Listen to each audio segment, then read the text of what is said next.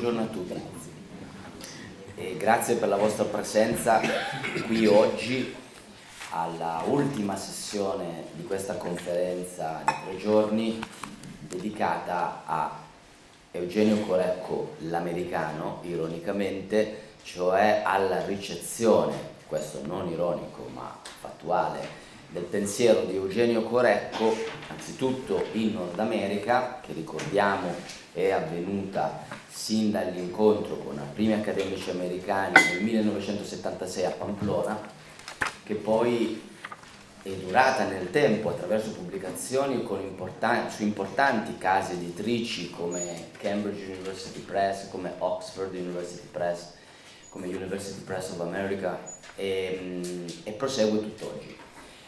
Ricordo anche da questo punto di vista che la cattedra Corecco, sulla pagina all'interno della pagina della Facoltà di Teologia di Lugano, ha allestito alcune sessioni, a sezioni, in cui è possibile scaricare direttamente in maniera free, in open access, alcuni articoli, alcuni contributi che sono stati scritti appunto in inglese o sono stati scritti proprio da native speakers, sono stati scritti da americani, nordamericani, su Corecco, e quindi è possibile leggere direttamente la letteratura a cui abbiamo fatto riferimento. Questa conferenza è nata da un lavoro, per così dire, meticoloso, che ha seguito i dati di fatto, ha seguito le pubblicazioni, ha seguito le note a piedi pagina nelle pubblicazioni, è andata ad intessere un percorso che è stato sicuramente di studi, di interessi, anche di critiche. Abbiamo visto per esempio nella sessione di ieri pomeriggio anche di dibattiti vivaci, e viva Dio, è bella l'università per questo, ma anche è stato un tessuto di nuove relazioni, incontri umani, possibilità di networks futuri per la ricerca su Corecco. Ora, veniamo ad oggi. Chiaramente la ricezione anglofona di Eugenio Corecco ha consentito una maggiore diffusione nel resto del mondo del suo pensiero, della scholarship, della bibliografia, e quindi in tanti hanno potuto accedere in aree disparate del pianeta, visto che c'è questo globish, no? Che in inglese ormai è la koiné mondiale, hanno potuto accedere per percorsi personali propri, spesso anche distanti, alle opere di Corecco, leggere su Corecco, ad articoli su Corecco. E quindi abbiamo voluto fare e proporre nel programma di questa conferenza anche una piccola escursione, quello che ci concederemo questa mattina, come dire, di un Corecco globale. Cioè la domanda a questo punto è diventata: ma Corecco è arrivato in parti del mondo disparate? E questo, la verifica è stata appunto, ha portato alla conferma di questo. Altro punto, non temi solo accademici, cioè un Corecco messo in pratica, abbiamo potuto attestare da qui i nostri inviti ai relatori di questa mattina. Un Corecco messo in pratica in che cosa? Nella gestione, nel governo di una diocesi, nel guardare il popolo che è affidato a un pastore. E questo era profondamente nelle corde di Eugenio Corecco, prima sacerdote e poi vescovo di Lugano, cioè amare il suo popolo, il popolo che Dio gli aveva affidato. Per questo salteremo a livello geografico di chilometri e chilometri e ringraziamo gli ospiti, gli invitati di questa mattina, perché hanno fatto tanti chilometri per venire da noi, sopportando viaggi difficili anche da aree che in quest'ultimo periodo avevano avuto grandi eventi climatici, atmosferici e quindi grandi difficoltà nei trasferimenti, negli spostamenti, e per questo è un mio onore quello di poter presentare l'arcivescovo della diocesi di Jaro, se non ho detto male perché la pronuncia filippina è un po' contaminata con lo spagnolo, che è Sua Eccellenza Midyphil Billones. Un breve excursus nella sua biografia ci permette di dire che è stato nominato da Papa Francesco nel 2025 a capo della diocesi di Jaro, nelle Filippine. In precedenza aveva studiato filosofia al seminario San Vincenzo Ferrer a Iloilo City, poi dai Gesuiti presso la Loyola School of Theology di Quezon City, e dai Gesuiti aveva proseguito venendo in Italia e all'Università Gregoriana per ottenere il titolo di dottorato, un dottorato interamente dedicato alla figura di Corecco e in particolare all'aspetto della sinodalità in Corecco.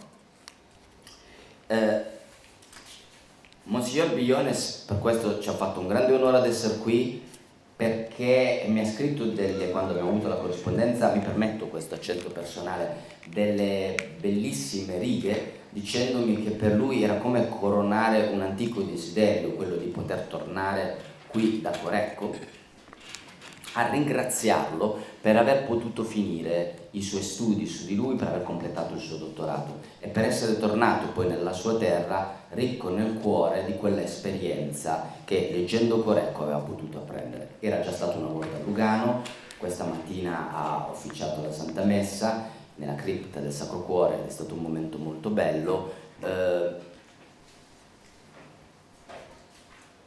L'abstract lo avete tutti rispetto a quello che il Monsignor Billones presenterà. Passo a lui la parola ringraziandolo per essere venuto e per il suo contributo. Cordiali saluti o nella nostra lingua mavuhay. Prima di tutto vorrei esprimere la mia gratitudine profonda per aver realizzato il mio voto personale. Quasi 20 anni fa, un giovane ricercatore con tante paure ha visitato Lugano. In ginocchio dentro la cripta ho offerto una preghiera a Dio per un miracolo e poi fatto una richiesta a Bishop Eugenio: prende questo sacerdote come il suo protégé, aiutami per favore. E poi fatto una promessa: quando sarà finita tornerò a Lugano per ringraziamento.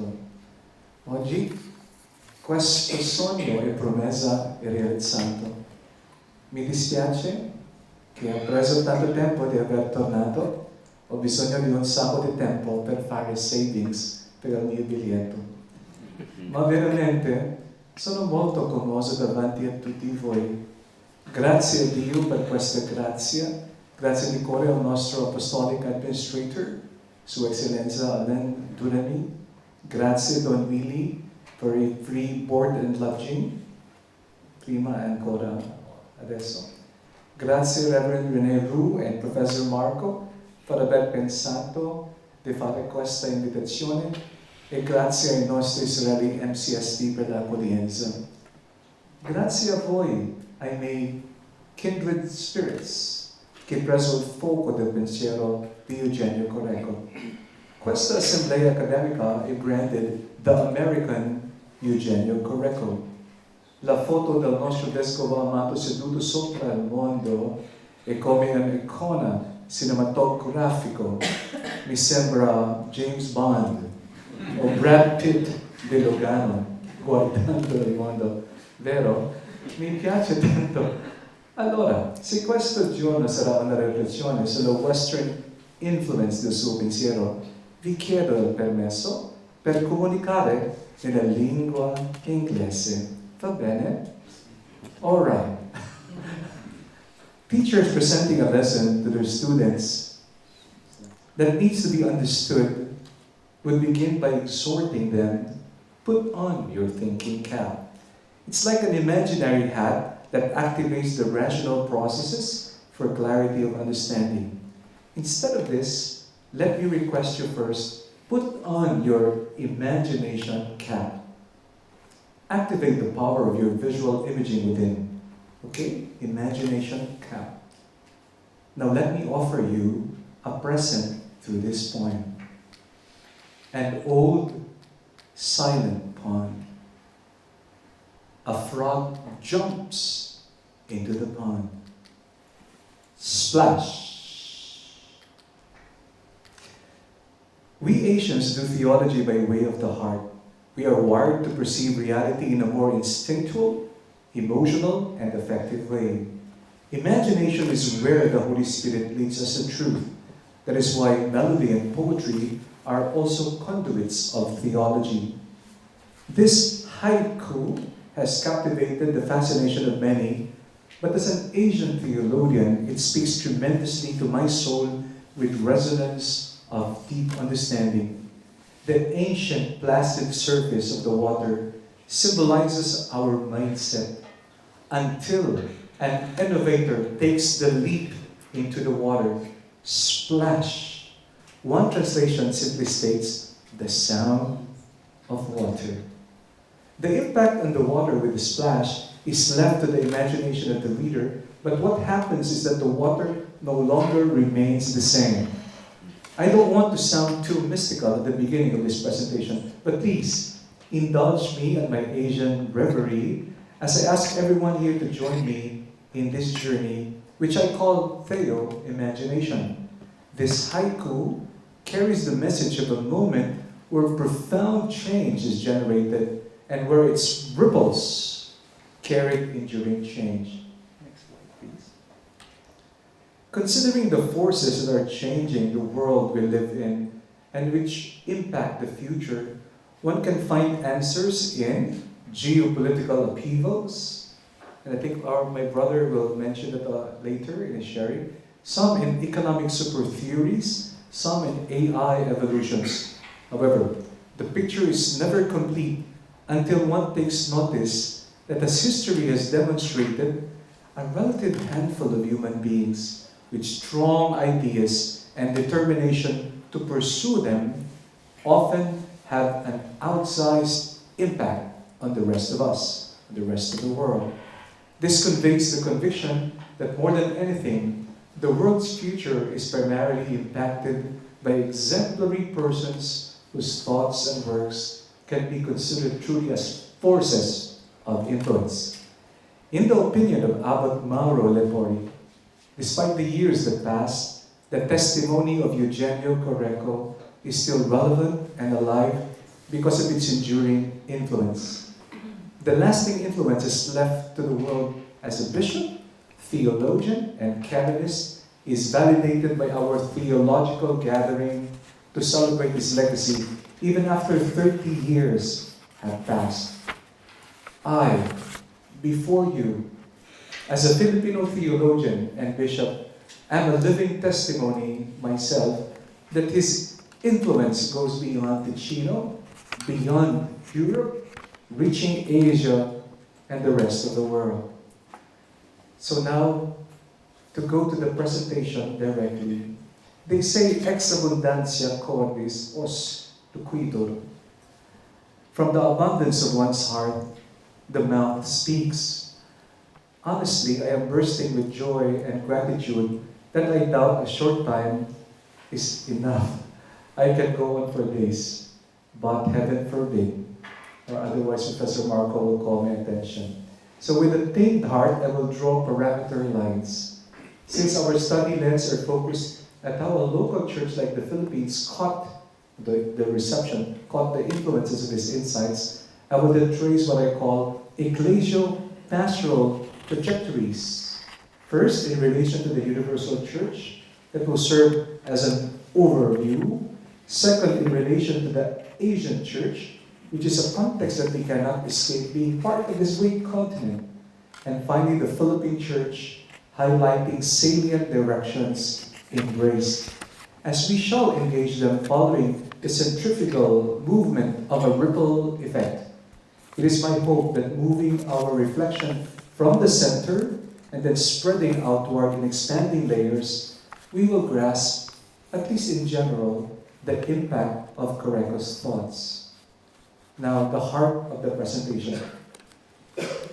Ripples, understanding theological influence. First, the ripple to the universal church. At the time when many do not talk about the theme, one lone figure engaged it in his dissertation. Whereas there is no dearth in historical research and councils in the church, here comes a guy, if I may be very informal, who studied the ontology of synodality. Today, the Vatican insider's joke is that the shelf for the resources in the Vatican about synodality is expanding. So the books are increasing. But you see, as Corecco talks about the inflection rhythm of the celebration of synods and councils, something he also described as systolic and diastolic movement, he goes deeper to its very being. He makes the connection that the vitality of the church depends on her recognition of this. This was his desire, that his work can help in the Second Vatican Council's push for the reappreciation of the synodal consciousness. Although later overtaken by its multifaceted aggiornamento, the continuing push to contribute to its recovery and its application created theological resonances. And so one can say that at the time when there is low interest, the study of Corecco's writings in Synodality has helped rekindle interest in this theme. According to Herosa, there are two principal themes close to the heart of Corecco. I think you know this: synodality and the theological foundation of canon law. In fact, the question of synodality can be seen as a major thread that runs through his work. He approaches it from a theological, canonical perspective, and also from the perspective as a pastor of a particular church, Lugano. In the opinion of Zurich, I don't know if I pronounce his name correctly, within the Italian context, perhaps the greatest promoter of the term synodality has been Eugenio Corecco, who, especially with his contribution to the Nuovo Dizionario di Teologia, appearing from 1977 in various editions, with his contribution has given an important contribution to this theme and a certain type of physiognomy to it, rooted in his research as canonist and theologian. So this is his rare gift, that rare combination of canonist and theologian. Furthermore, in his interpretation of the new code, he courageously urged for the consideration of new forms of synodality in the church today. As a result of his insights, it has found its way to the works of several authors very quickly that have dealt entirely or in part with the theme of synodality. For example, Dianich, Semeraro, Pierino, Elden, Ruggieri, Moro, Lihi, Zurich, and Angelini are just a few of the theologians and canonists who made a reference to Corecco's work on synodality. Other authors like Brezan, Winchlitz, and Alberigo indirectly makes a reference to Corecco by citing this gathering in France where they reflected on synodality, la participation au gouvernement dans l'Église. Sorry for my French, it's not very good. Which was realized with Corecco as one of the prime movers. Oh, by the way, let me just share with you, with happy joy, with Miriam Winchlitz. I met her in Penang, Malaysia just a few days ago, and she confirmed the role of Corecco in this event.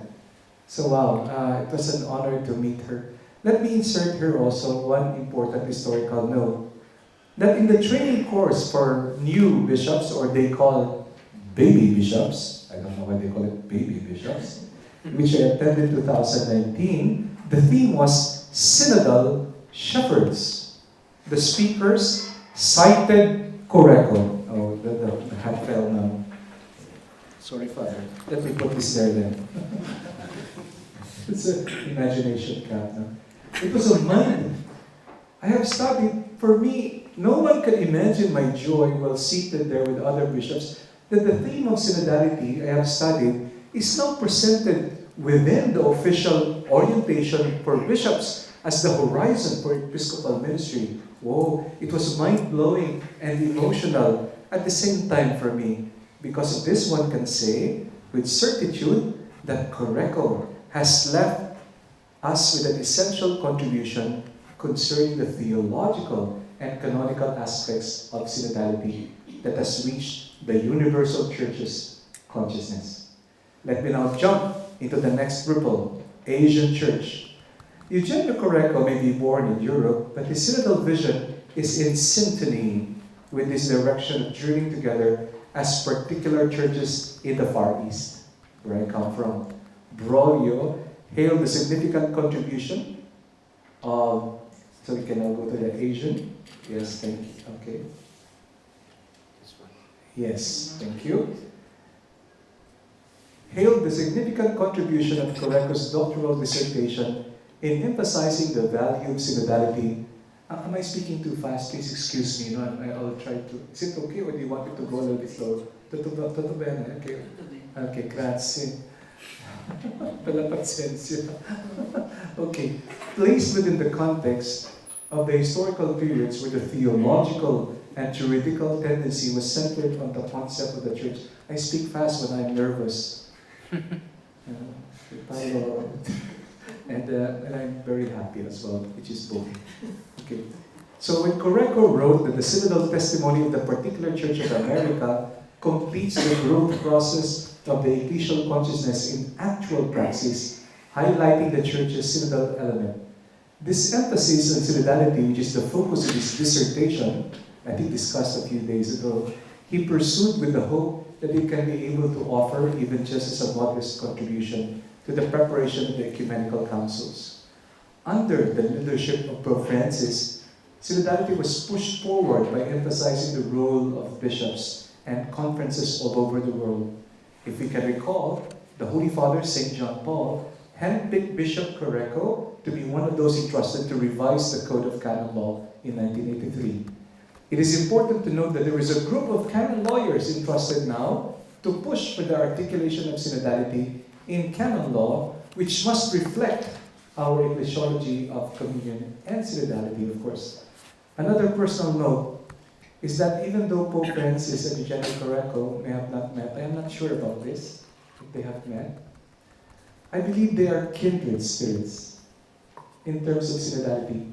It brings me great joy to share with you that during our audience as a young bishop, I had a chance to give a copy of my dissertation to Pope Francis. You see, I'm just smiling there, wide smile. Remember, early on, he declared the pursuit of synodality as central to his papacy.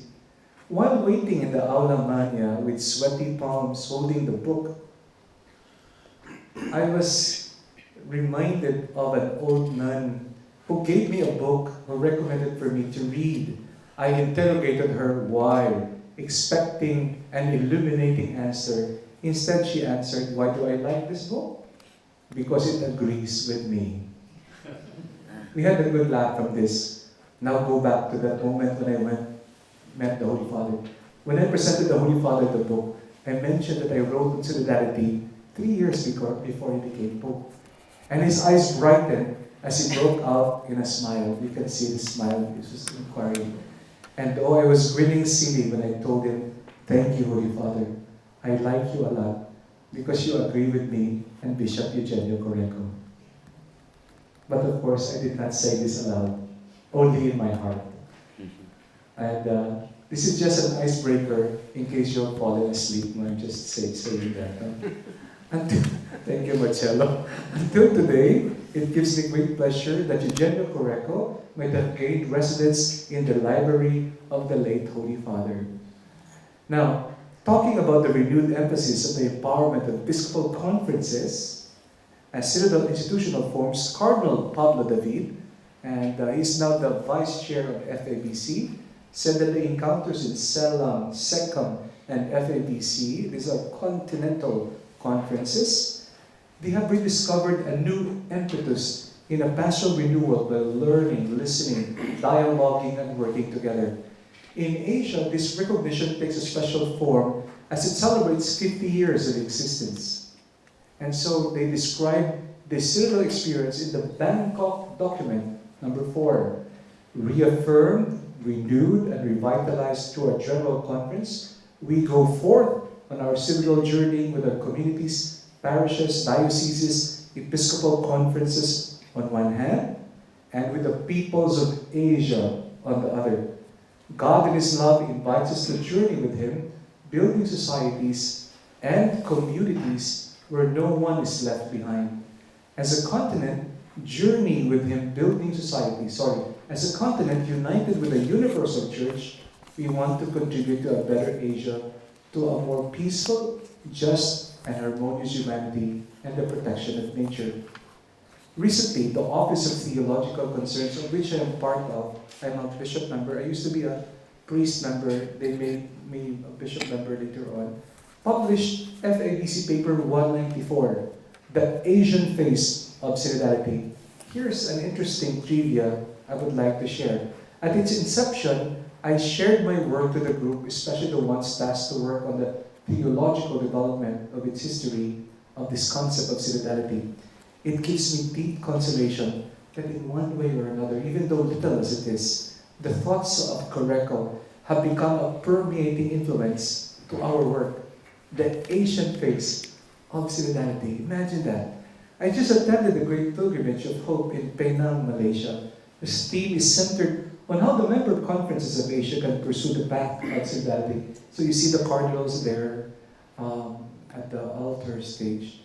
The month prior to this, FABC Secretariat hosted an assembly of all bishops members of the commissions working with the Federation in order to engage the themes of how we can become more effective through synodal conversion of relations, processes, and bonds. That will take a whole new direction. But let me just go back. The resurgence of the Episcopal conferences and the revaluing of continental synods as connected to the resurgence of the vitality of faith life was already envisioned and promoted by Eugenio Corecco. Last section. The situation of the Philippine Church is a complicated display of contradictions. Thank you, Marcel. The present reality is a mixture of lights and shadows. The country is proud of its rich faith, having the largest number of Catholics in Southeast Asia. But the poverty and the destitution of the great mass of our people seems to indicate a crisis in the quality of faith. There seems to be a dissonance.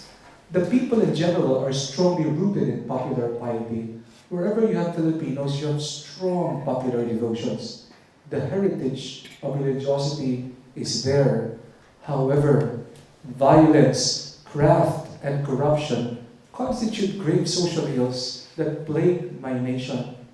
Not to mention the earthquakes and the typhoons mentioned by Professor Marco a while ago that visited us. By the way, we have typhoons, minimum of 20 per year. Minimum. We will now be exceeding soon by December if we have more typhoons. So it will be record-breaking. No? It's the effect of climate change again. So what is worse, the natural disasters are man-made disasters. In fact, this recent months we have come out of the streets to manifest our outcry for change because of ghost dams, ghost projects, and ghost bridges. And when it breaks, people's lives of the people are taken. This picture of stark contrasts and extreme ironies leaves the church wrestling with a question regarding its relevance and impact. The nation that generated synodality of the streets called EDSA, People Power. Do you recall this? EDSA, People Power, Peaceful Revolution, is challenged with a fragmented country due to corruption. The question whether the church is walking with its people, especially at the side of the poor, becomes a haunting question demanding for serious answers. And so, evaluating the years that followed, the former president, Quevedo, commented, "Realistically, we saw efforts that failed. The road of renewal is long, arduous, and a road of disappointment, as well as great bursts of enthusiasm and impelling conviction." The main challenge boils down to the question whether the church in the Philippines is newly determined and committed enough to journey along the direction taken already in the past to become more a church of synodality. Given this ecclesiological perspective, I am nearing the end. Are you still alive and awake? Given this ecclesiological perspective, the recovery and the renewed emphasis of synodality is not just one option among many, like eating from a buffet table, but it's an imperative for the Philippine church.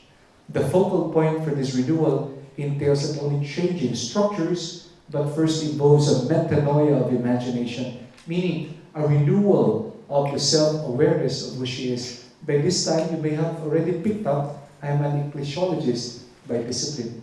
In the midst of poverty and corruption, the church could not just remain isolated from the people's struggles and sufferings. the choice of communion ecclesiology as the core of its central vision ushered in crucial turning point in the life of the church in the Philippines. This ecclesiological reimagining of the church as communio, when translated into action, becomes the ecclesiological principle of synodality. Seeing the Episcopal conferences, for example, the emergence of an authentic synodal tradition, Corecco pointed out that such a synodal institution contributes in a decisive manner to reinforce internally the unity among the bishops themselves and externally strengthens them in dealing with the issues that beset the church. Synodality among bishops has lived out in the Catholic Bishops' Conference of the Philippines, whose collective voice provides guidance in the midst of moral and spiritual issue must be pursued and sustained.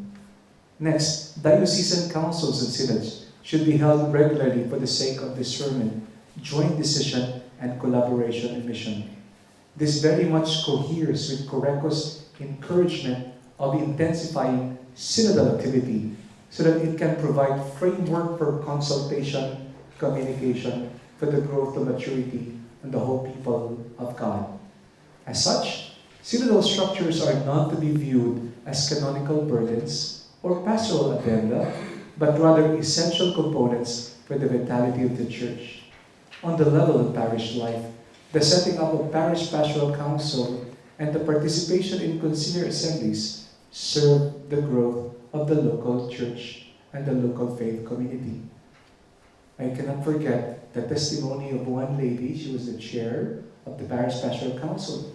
They prepared a welcome breakfast for their new parish priest. And she spoke, "Welcome, Father. We look forward to work with you. We are excited and we are very happy." And then the priest, after the lady spoke, took the microphone and said, "Thank you for the breakfast. Thank you for the welcome. After this, I'm dissolving the parish pastoral council." So you can just imagine the noodles getting stuck in their throat. But anyway, how do we move forward with synodality in terms of canon law and theologizing? This is very important. We still have remnants of this kind of thinking.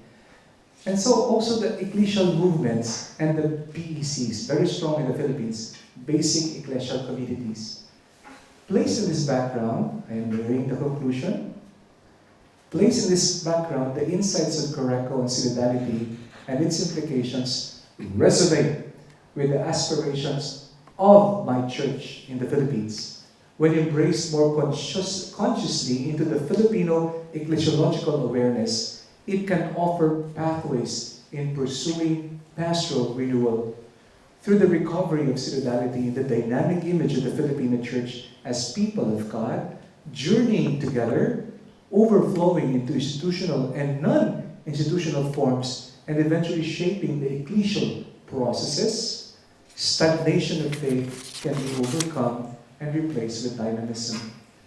When the synodal principle is exercised on all levels of the ecclesial ministry and manifested to different institutional and non-institutional synodal forms, one may rightly expect a spiritual blossoming in the Church of the Archipelago. Professor Marco, conclusion. Yes, sure. As we wrap up this presentation, please let me bring you back to the haiku. The ancient pond representing our world of thinking, the one who leapt representing our very own Eugenio Corecco, and the splash creating ripples representing the expanding and ongoing influence of his thoughts. From a simplistic point of view, what's the big fuss about a frog stirring the waters and generating ripples? Oh, but from the Enlightenment point of view, let us recall that the world is changed not only by great achievements or upheavals, but sometimes by some persons who are willing to take the leap into the depths. For me, one of them is our beloved bishop. I am a living proof of this. I barely know anybody from Lugano. I just dreamt before of writing on synodality for the sake of my local church in the Philippines. I read one of his articles on the ontology of synodality. I then was led by the Spirit to go here to the MCST sisters. And by the way, if I'm not mistaken, was invited by Bishop Corecco. As a theologian from the Philippines, I was also welcomed by Don Willie. As a theologian from the Philippines, and now also as a bishop like him, which I did not ask, I only asked for me to finish the paper. The ripples of his influence have reached the shores of my consciousness and shapes my ministry as educator and bishop, overflowing to the roles as being a member of the FABC, Office of Theological Concerns, the member of the Synod Implementation Office. We have a Synod Implementation Office in the CBCP. Today, may I be so bold in adding that we do not only discover facets of the American Eugenio Corecco, but also perhaps the Asian, or even, are you ready for this? The Filipino Eugenio Corecco. This is not just about me, let me tell you this honestly. We who are gathered here receive this gift and are challenged to create ripples in our own way. This story has already happened in our salvation history. For when we look at the scriptures, one unknown man stepped into the river Jordan. And ever since that time, the water has become the source of sanctification for believers. Imagine this, an ancient river called Jordan. Jesus stepped to the waters and it created ripples of salvation. Here is Trinitarian synodal accompaniment of God in a historical focal point, in the place where sinners flocked, looking for hope and determination. Jesus stepped into the same water, the Father declaring the Son beloved, and the Spirit empowering him for mission. This point of entry into the water by our triune God unleashed ripples of deep solidarity, forgiveness, and yes, synodality. My only prayer at the end of this talk, that following the example of Bishop Corecco, whose pattern is the Lord's, may theologians like you and me continue to dare to take the risk of leaping into the depths and generate ripples of synodal renewal and awakening. Thank you for your patience. God bless you.